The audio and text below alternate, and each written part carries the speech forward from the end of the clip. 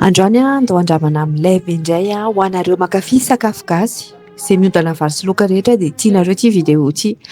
Tao amin'ny La Croisée eny Ivato no misy anazy, misokatra 7/7 maraina mandrapatonga ny 10:00 dia misy karazana loka be dia be ao misy loka ho an'izay mihinan-kisoa sy tsy mihinan-kisoa, misy lasary ranovola dia tena mahafinaritra be. Vao miditra ianao zany dia mahita tableau dia eo amin'ilay tableau misy hoe ity ny menu an'ny mihinan-kisoa dia eto any tsy mihinan-kisoa, dia mandoha vola ianao ny prix an'ilay plat ao à partir ny 15 000 ariary, misy 10 000 ariary raha tsy diso ny hen'omby ritra zao ohatra ny 15 000 sa 10 000 tsy tadidiko. Dia ny tena tsara indrindra ao akoho frity ohatra ny akoho gasy endasina mikarepoka be izay 20 000 ariary ny vidiny dia feno karazany ao dia malalaka tsara izay hipetrahanao na firy zany ianao ka taitra hoe andeha hisakafo dia ao ianao no mandeha.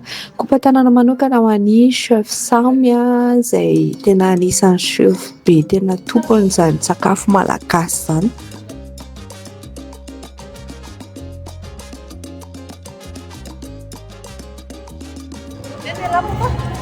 Hen'omby-ritra no nalaiko. Teny zoky ina ny zoky? Akoho-ritra tsara be koa io zoky io fa izany 20 000 ariary fa ny zoky aloha ato-ty fampizaran'ny tena tsara. Dia ato indray trondro dia ohatran'izao zany dia sakafo. Dia ny lolo yaourt fotsiny alaina fa voky loatra ilay dala. Any lolo Tivan'isy Mathieu tena mankafy be an'ity toerana ity satria La Croisée moa zany ho an'izay mbola tsy nalala dia anisan'ny centre commercial ngeza be koa. Dia ato ambany ato no misy ny sakafo gasy dia tena hoe misokatra foana izy, malalaka tsara amin'ny parking dia voky be ianao miala eo.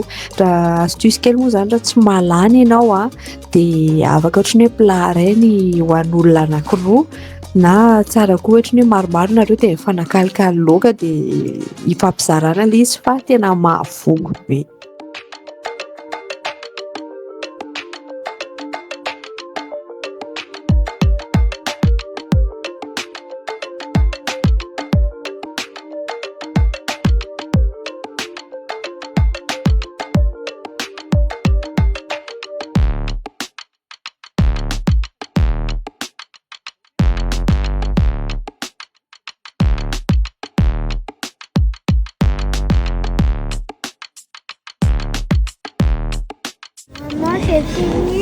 Dia misotro ranovola dia ny ranovola gratuit dia izay tonga avy aty amin'ny La Croisée aty Ivato misokatra foana izy rehefa tena nandro gasy zany aloha.